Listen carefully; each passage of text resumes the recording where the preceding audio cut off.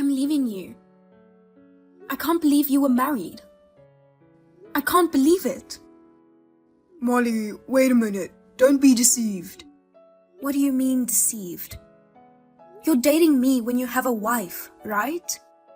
She introduced herself as your wife. You must have been surprised. Really, I'm sorry about you being startled. That's that girl I told you about. The girl who was stalking me back home.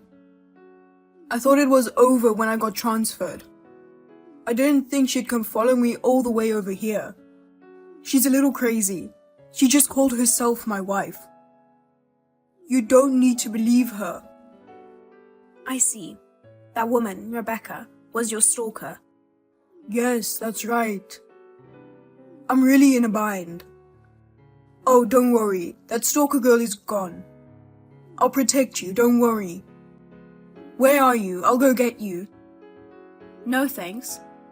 I got a room at a hotel. I'll stay there tonight. Don't be silly. I said I'll pick you up. The hotel in front of the airport, right? West entrance, east entrance. Nope. I'll take the bus. Get off at another stop and stay there. Okay, it's a little far, but okay, I'll go.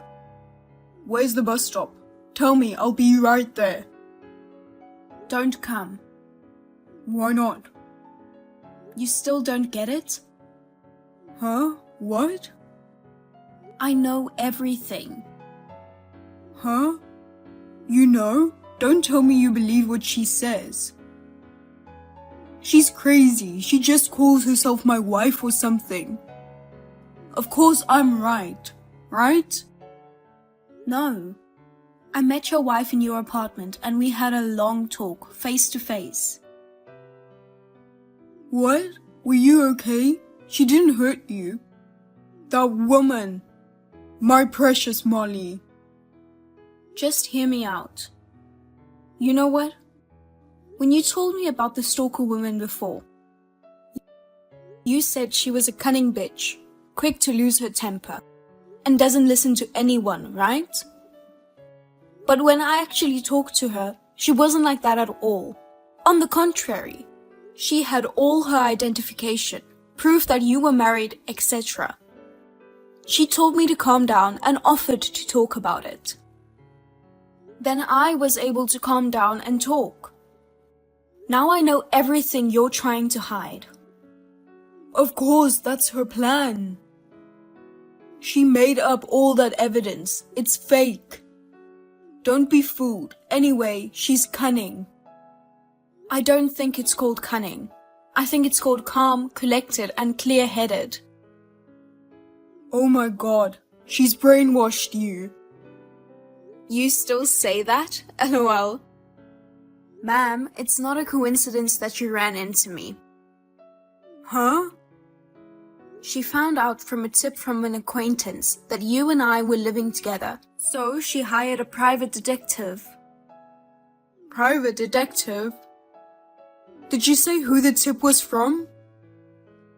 There's no way she would tell me under the circumstances. So she did her research and here we are today.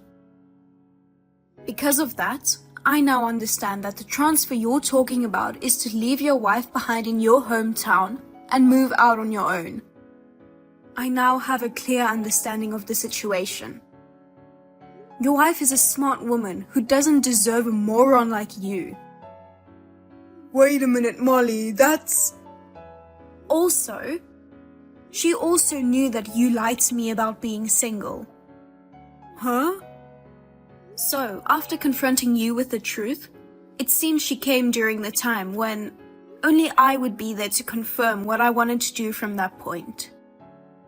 Therefore, even though we can call it a meeting between me and your wife, to be precise, things just unfolded as your wife had planned. Oh my god. But if you women talked it out, that's fine, right? I never said it was resolved through discussion. We were accompanied by your wife's lawyer. We're going to take the appropriate action from this point, and we're going to settle the matter. Lawyer? Hey, Molly, I may have told you I'm single. I lied out of love because I wanted to marry you. It's because I love you. You understand, won't you, sweet Molly? That's enough. I understand. I'm glad you understand, Molly. You are the best. I'll take you over my wife anytime. She's so mean. She'd go and get a private detective. You're all I've got. I didn't know you were that stupid. What? What kind of a lie is love? If you're married, you're supposed to put an end to your marriage first and then start a relationship with another woman. What you are doing is disgusting as a human being. And I was forced to have an affair without my knowledge. It's not a joke. But you know, we were dating on the premise of marriage, right? I even met your parents. If that woman hadn't stormed in, we would have gotten married, right? That's right. In other words, you even committed marriage fraud. What? Why would I do that? You made me put down a payment of $5,000 on your own car. What? Because if we got married, we'd be using money as a couple, and you'd be driving the car. Are you seriously out of your mind? I can't believe you would have the nerve to marry me under these circumstances. I'm not going to talk to my parents and get a lawyer. I'll ask you to make contact through my lawyer in the future. Oh, why? You love me, right? Then whether I have a wife or not, as long as you love me, there's nothing wrong with that. Hey, say something. Huh? What's this? It means that all of these message screen caps have already been sent to your wife, Rebecca. I'll tell you now, even if you divorce Rebecca, I'm not going to marry you. That's enough. I hate dishonest people. Immediately after this, I blocked Miles. Thereafter, I left it to a lawyer. Anyway, I told him through my lawyer that there was no way I could marry a man who would betray his wife. But he insisted that it was a trivial matter for two people who love each other. After the conversation was over, Miles's parents came to me, apologized, and gave me a refund of $5,000 plus compensation. Next, Miles's divorce from his wife was finalized. He started stalking me, saying that now he could marry me. I went to the lawyer again and put a restraining order on him. And finally, I had peace. It was all so tiring. He is now in the middle of being forced to quit his job and sent to a church of an acquaintance, where he is going to be rehabilitated for his bad temper. Austin, divorce me right away. Huh? Casey? I don't need someone like you anymore. You low-income trash. Divorce, divorce. Divorce is the only way. Hey, calm down. What's the matter with you? I told you, I'm divorcing you. Can you at least tell me why? It's so abrupt, I'm confused. I've been telling you for a while now. You're a low-income bum. Don't tell me you don't know why. Because I'm unemployed? That's right. You know what I'm talking about. You were working for an exploitive company with low pay. It's been 6 months since you quit, and you still haven't tried to get a new job? You've gotten a taste of living off my high income as an employee of a major company. What is a man supposed to do if he's not the breadwinner of the family? The reason I left my job was because I got sick, so it's no wonder. You've recovered completely, but you're not looking for a job. I'm not looking for a job. I'm preparing to start my own business. Thanks to the Labor Bureau's help, I've been able to get my unpaid overtime and severance pay. I had no time to spend money in the first place, so I have a good amount of savings. I told you we'd be okay financially for a while. I'm sure I've explained it to you many times. That's it, there. That's not good enough. That? You're too soft-hearted. You were working in the sweatshop, and your bosses were pushing you to do even more work. That's why you broke down and were forced to quit. I know that's something I should reflect on, but... You're such a social weakling. You starting your own business. Don't make me laugh. I'm only losing money by being with someone like you. There's no point in staying married to a husband you know will fail. I've decided I won't be tricked anymore. I'm not trying to trick you. I'm trying to change who I used to be. Low-income scumbags are cocky. I'd really like to ask for alimony, but I don't think you have that kind of money right now. I'll just take all of our joint savings and be satisfied with that. Sign the divorce papers I left in the living room and get them to the courthouse. You don't have any objections, do you? Huh? What do you mean, divorce papers? You're going to divorce me right now? Of course I am. If you don't get on with it, you never know when it's going to be a problem. I left the apartment while you were out all morning playing around. I really wanted you to leave, but the apartment is in your name. I had no choice but to move out. Well, I can see a future where you'll be forced to leave because you can't pay the rent now. Wait a minute. Let's calm down and discuss this properly. No, I don't want to. Being married to a low-income, trashy husband is nothing but hell. Goodbye. At best, live like a weak man who was abandoned by his wife and live a poor life. Austin, it's been 3 years. I hope you've reflected on your past by now. You did, didn't you? I thought it was time for you to repent your foolishness and come to me for help. So I've been kind enough to contact you. How kind of me. Who are you? Huh? Hi, it's Casey. Your wife? I don't have a wife with that name. You've got the wrong person. You're being so tough again. What do you want? You haven't contacted me even once in the 3 years since our divorce. I thought maybe you were still living at the bottom of the heap and were embarrassed and stubborn. I wonder what park you are homeless in. I'm sure you're living a very poor life. That's why I called you. I see. Thank you for taking the time to do that. Well, I'll get back to talking about you. No, thank you.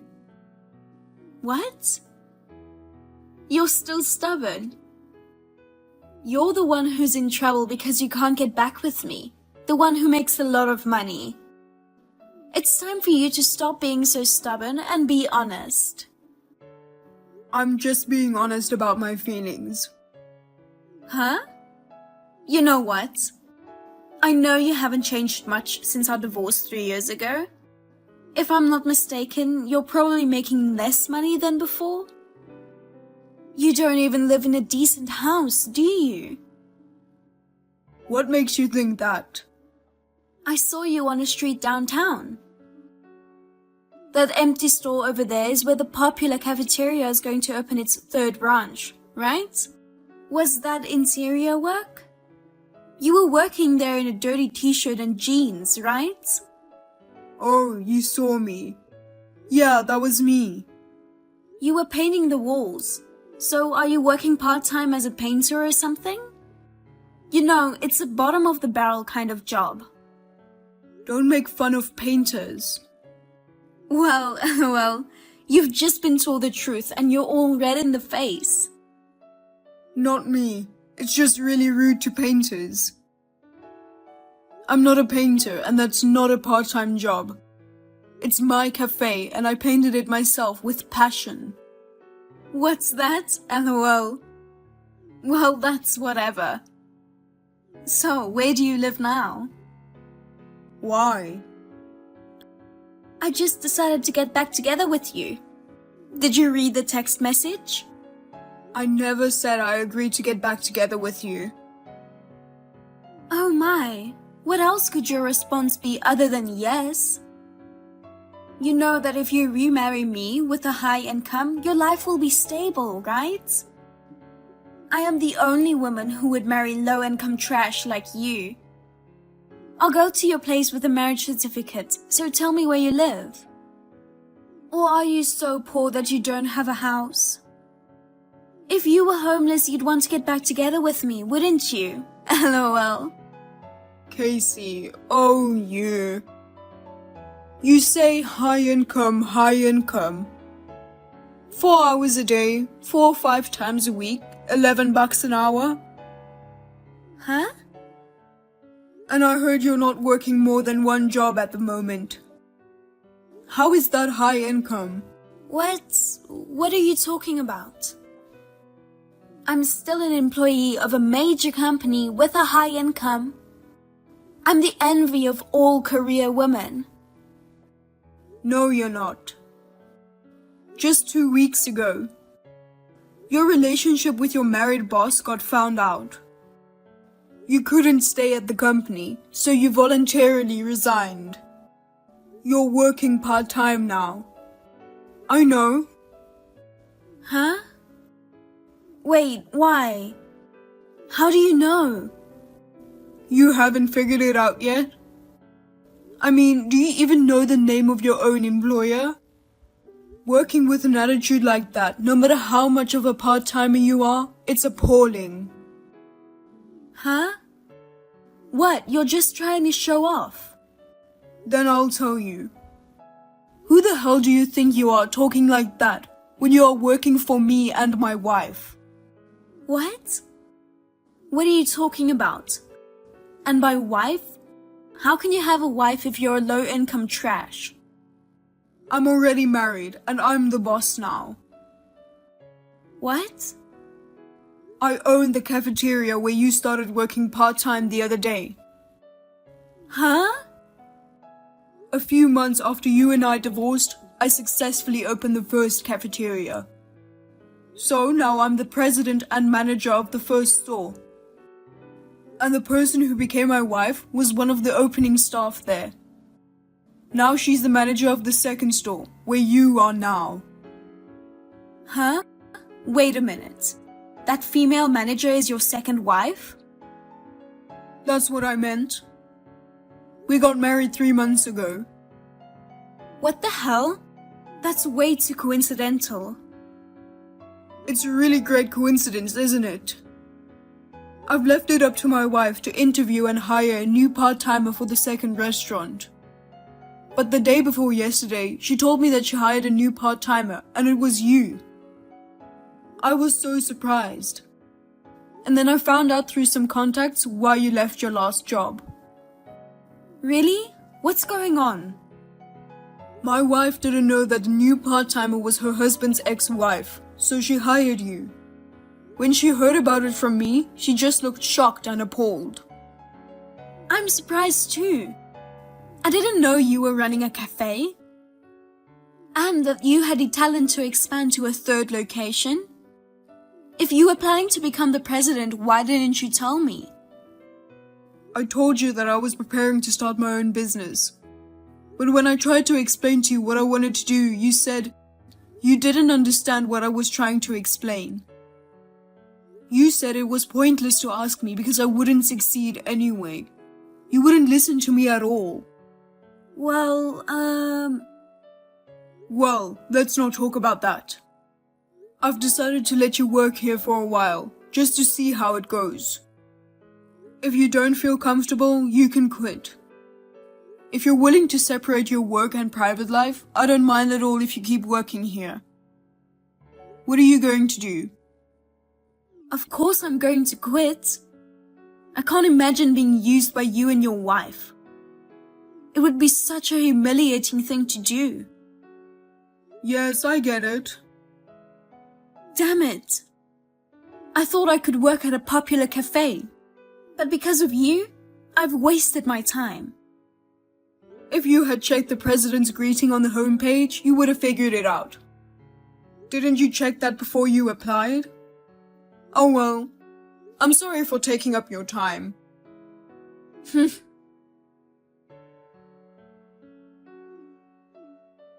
Oh, give me a break.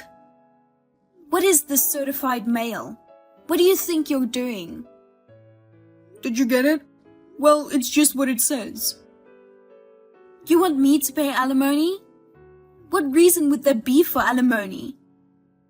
About the infidelity with your boss, which we talked about the other day. What? You were having a relationship all the way back from when we were still married. I found out from the evidence I gathered. No way. Now that I know, it's possible to file for alimony even now. I'm going to make sure it gets done. Oh no. My boss's wife wants me to pay compensation too. And now I've been fired from my job. I was just wondering how I was going to make ends meet, and now you're adding on another layer? Don't you feel sorry for me? I'm sorry. You'll have to go through a lawyer for your side of the story. Huh? Well then, I'll leave you to it. My ex-wife was supposed to be excellent at her job, but I guess you could say she has a personality problem. However, she had good looks on the outside, so my present wife was easily fooled during the interview. Casey was in a hurry to get back with me because she was fired from her job, and then she remembered me. Even with a low income, she thought I must have saved up some money and didn't have time to spend it when I was working for that bad company. If I were thinking of starting a business, I must have a good amount of money.